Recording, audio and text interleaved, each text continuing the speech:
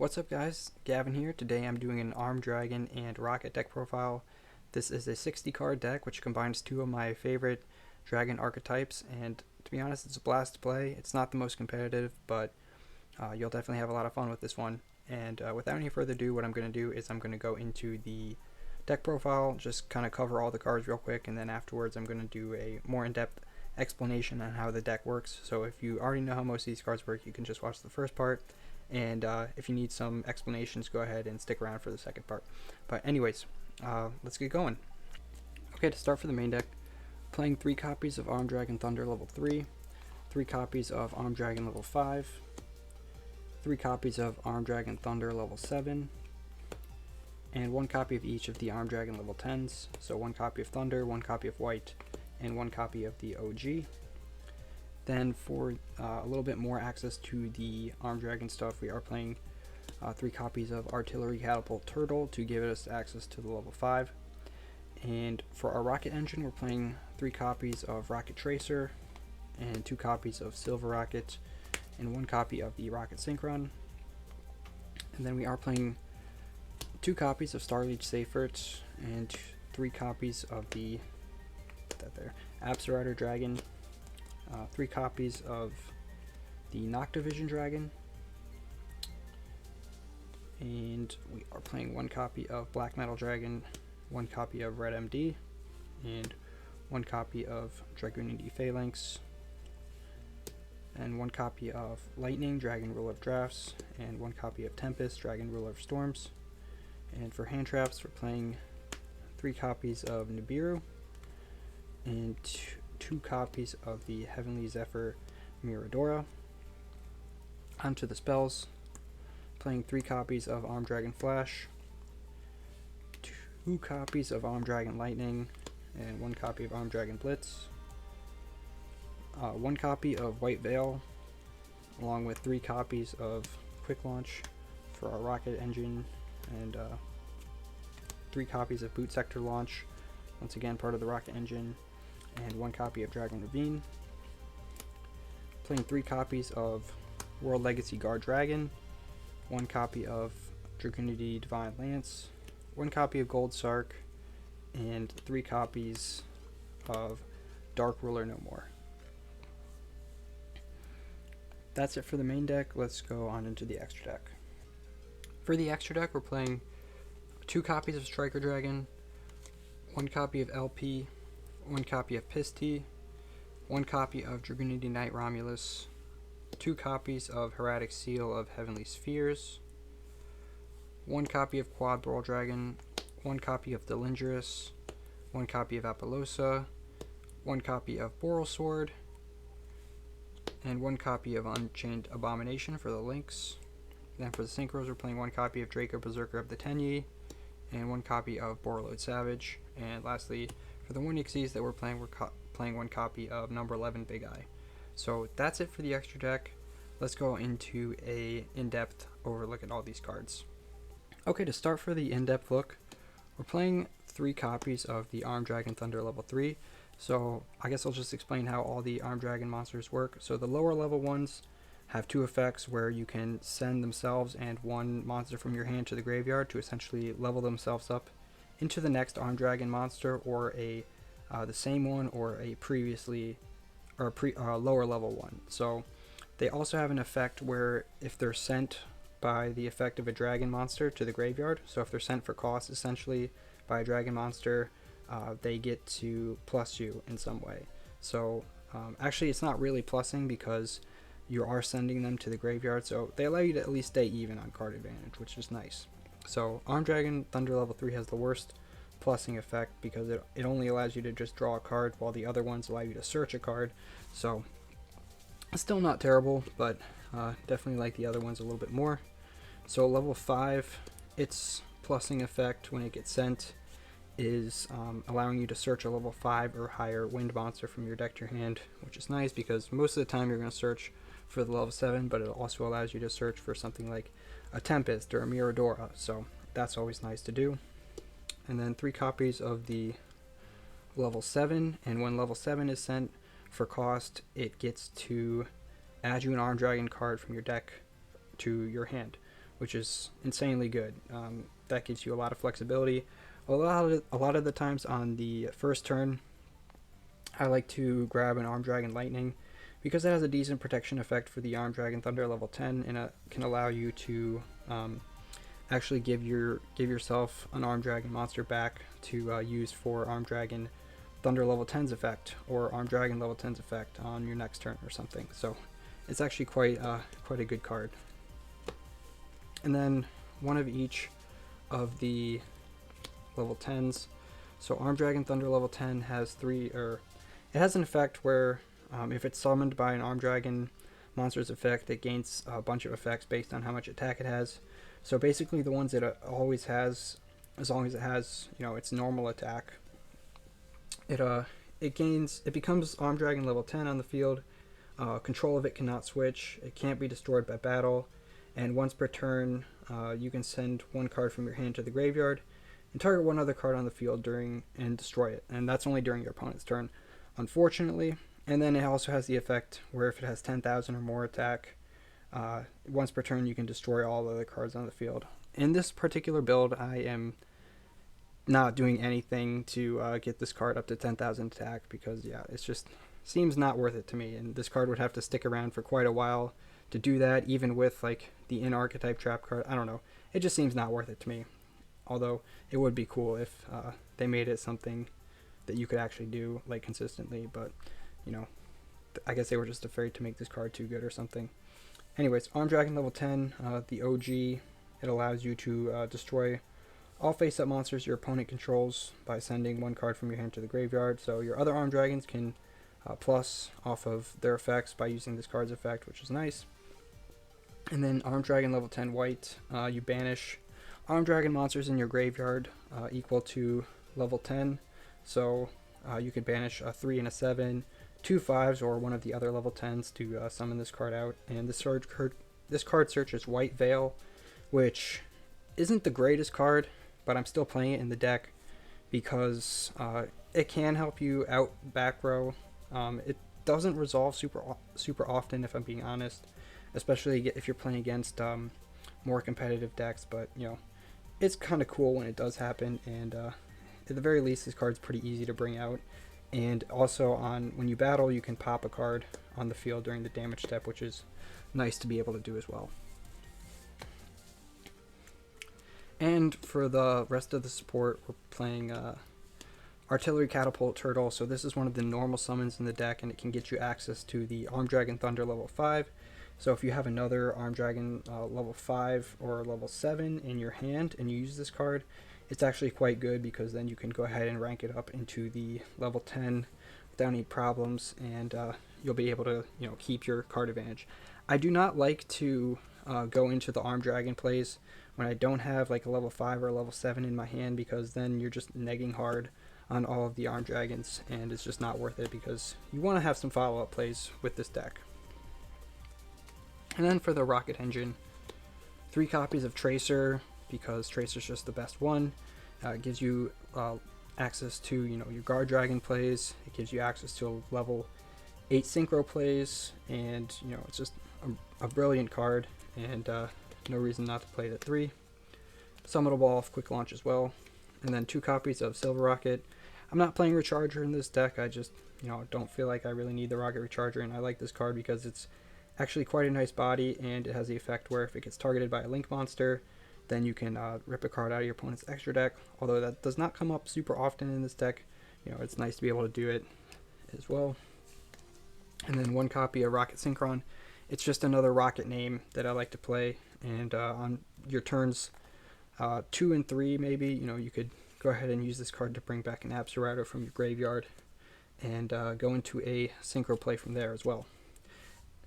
This card, it's also worth noting that it does lock you into dark monsters from your extra deck turn you use its effect, so keep that in mind, just like Rokket Tracer. Then 3 copies of Absorado Dragon, because it's a great extender when you have a Rokket monster on the field, or if it's in your deck, you can send it off of Dragon Ravine to the graveyard to grab a Rokket monster and give you access to being able to use Boot Sector Launch. If you guys have been keeping up with the meta, you just know how essential of a combo piece this is in the Dragon Link combos. Then 3 copies of Noctovision Dragon, because even though we're playing a lot of wind monsters in this deck, we're pretty much always going to special summon the Striker Dragon, so this card is just a free extender into your Link 2, and it also draws you a card. You're not using the effect in this deck to protect your back row, because we're not really playing back row in this deck, so we're just using it for an extender. 2 copies of Starliege Seifert. This card is pretty nice because its effect does send for cost, so you can swap out a Apsarider Dragon for an Arm Dragon Thunder level 7, or the other way around, or search a level 5 off of using a level 5. It's just an all-around great card, and yeah, it's another normal summon in this deck. So yeah, I'm playing it at 2 because I don't want to have too many normal summons in here, but you can also summon it off LP as well if you wanted to. And 1 copy of Black Metal Dragon for summoning off of LP if you don't have access to the Arm Dragon stuff in your hand already. This is like an alternative way that you could go. It's also a normal summon if you don't have anything else. It's a combo starter by itself. So then we're playing the Red MD to search off of the Black Metal Dragon, and this card is actually pretty decent by itself as well in this deck. Dragoonity Phalanx for summoning off of the Divine Lance if you want to go that route with your Romulus. It's another decent option. Maybe you already have the Ravine in your hand, and yeah, this card can help get you into your Guard Dragon plays as well. 1 copy of Lightning and 1 copy of Tempest. So Tempest is a really good card in this deck because you can pretty much summon it out every turn, and Lightning can just help you get access to the Tempest. I would love if this card was at more than 1, if it was at 2. I don't know if that's going to happen anytime soon, but then I would definitely be playing 3 Lightning, just because if you see more than 1 Lightning, they're just bricks, because you only have the 1 Tempest. So that's why I'm just playing 1. I mean, you could play 2 since this deck is so big. You have a very low chance of seeing 2, but yeah, I'm just playing the 1. And then Tempest is, we do play the Gold Sark in this deck, so that if you banish this card, it pretty much searches like all the wind stuff in your deck, and it's great. Also, it can help you with Big Eye on your follow-up turns. Then 2 copies of Miradora. So, gonna be honest, this isn't the greatest hand trap that was printed. It's a wind level 7 dragon monster, so it's pretty easily searchable. And if you're playing against like some rogue decks, it actually does have some decent applications. And if you open this card in your hand, it's actually not bad if you can summon it, because it makes going into Big Eye that much easier on your next turn. So I like this card for that reason as well. 3 copies of Nib, because I just want to play some going second cards in this deck, and Nib is a pretty good one in this format, so just playing it at 3 because this deck is very big and we have a very low chance of seeing it. 3 copies of Arm Dragon Flash. So now we're getting into the spells. And Arm Dragon Flash is like Quick Launch, although it's once per turn. It only summons the Arm Dragon Thunder level 3. But if you have one of the other Arm Dragons in your hand, this card's pretty good. Also, it allows you to go into the Striker Dragon without using your normal summon. So yeah, this card's really cool, and it's also beautiful. Like the secret rare just really does it justice. 2 copies of Arm Dragon Lightning. Arm Dragon Lightning is really good because I like to search it off of the Arm Dragon Thunder level 7, and it allows you to add back Arm Dragons in your graveyard to your hand. So this card is great, and it also protects your Arm Dragon monsters on the field as well. So this card's really cool, and yeah, just a great addition to the Arm Dragon package. And then 1 Arm Dragon Blitz. This card's a little bit iffy, but it allows you to get access to other of your Arm Dragon level 10s, so I like it a lot. And then 1 White Veil. Not a very good card on its own, but if you're searching it, hey, if you're playing it in 60 card deck, you have a pretty low chance of just seeing a 1-of. So yeah, it's kind of a brick in your opening hand, but it does allow you to out back row sometimes, and yeah. 3 copies of Quick Launch, so a better version of the Arm Dragon Flash, because this card is not once per turn, and Rocket Tracer's pretty good for getting your combos going. So definitely want to see that one in your opening hand if you can. And then 3 copies of World Legacy Guard Dragon.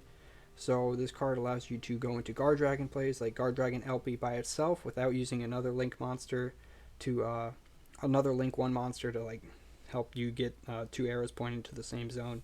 And it's just better than Monster Reborn in this deck, just because yeah, moving those Link monsters around is pretty clutch sometimes.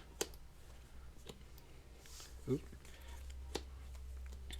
3 copies of Dark Ruler No More, another going second card in this deck.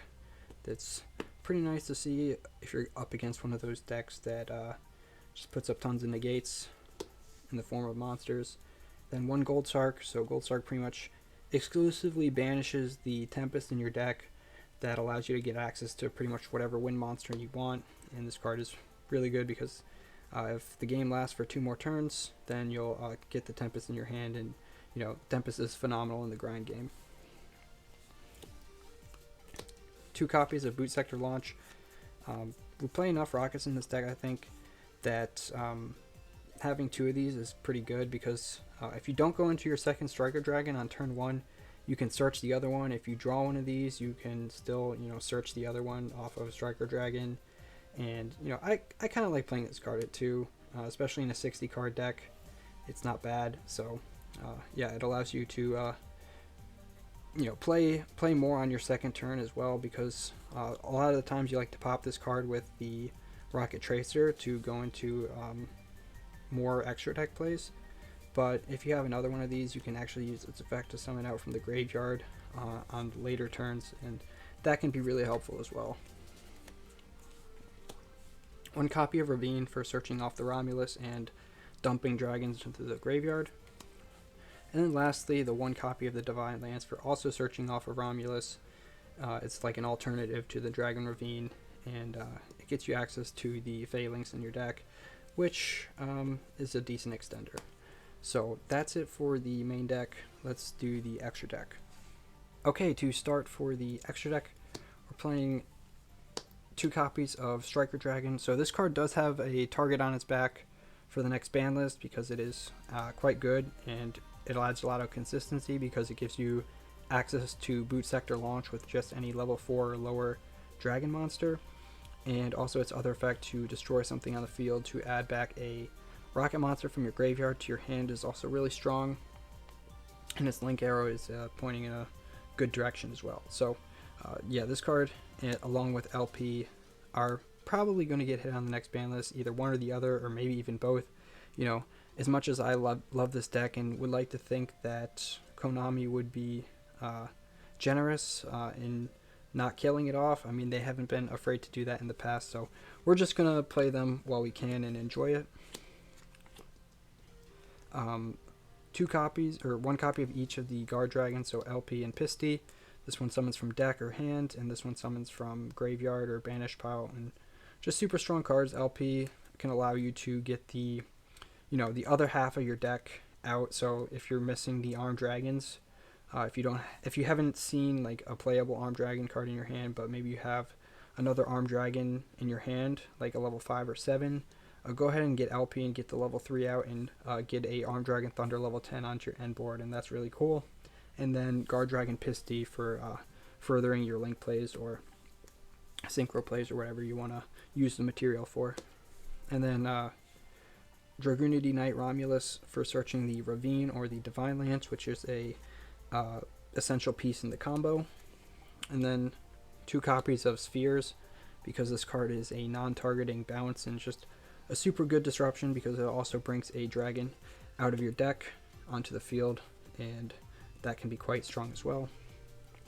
1 copy of Quad Bowl and 1 copy of Delindrus. So this card is mainly just for getting your Guard Dragons off the field, because it takes 2 Dark Dragon monsters.